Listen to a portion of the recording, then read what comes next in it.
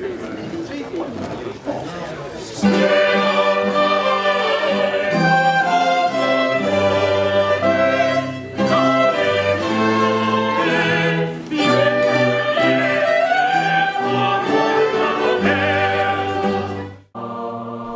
is the finale from Monteverdi's lost masterpiece, the opera Arianna, performed at Jordi Savall's recent wedding celebrations by his musicians and friends. We dedicated to Jordi and Maria this first output from our project to remake that lost masterpiece around the surviving Lamento. In this opera OMNIA production, the latest research findings are applied to the training of young professionals and advanced students, leading to premiere performances at the end of September with a historical approach to both music and staging. Leading Monteverdi scholar, Professor Tim Carter, posed me the devil's advocate question: why try to reconstruct Monteverdi's Arianna? After all, there's a strong rumour that an original manuscript does survive, perhaps held by some private collector. And maybe that might appear just around the time of our premiere.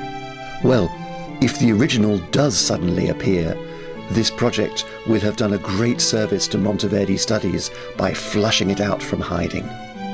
Assuming that the original doesn't reappear, the idea of our project is to study the materials that do survive: the Lamento, the libretto, letters from Monteverdi discussing the project, and to approach not a reconstruction but a remake, a new creation, in the way that Monteverdi himself approached writing operas.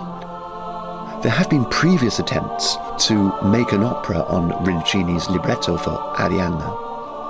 Alexander Goer composed a modernist score, and more recently, a pastiche version was made in Venice. My version is neither modern nor pastiche.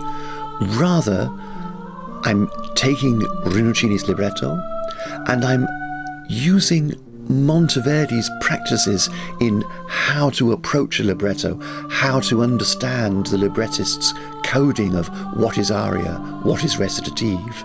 And I'm using small fragments from Monteverdi's other works composed around 1608 as models for my own new but Monteverdian composition. Working with Monteverdi's compositions and Rinuccini's libretto instills a sense of deep humility. It's a serious, not to say daunting, challenge to write an opera to stand alongside Monteverdi's work. But I'm not pretending to reconstruct what has been lost. Rather, I'm creating a plausible framework for what remains, the uniquely dramatic Lamento, which we can now perform, watch and listen to in a historically informed operatic setting.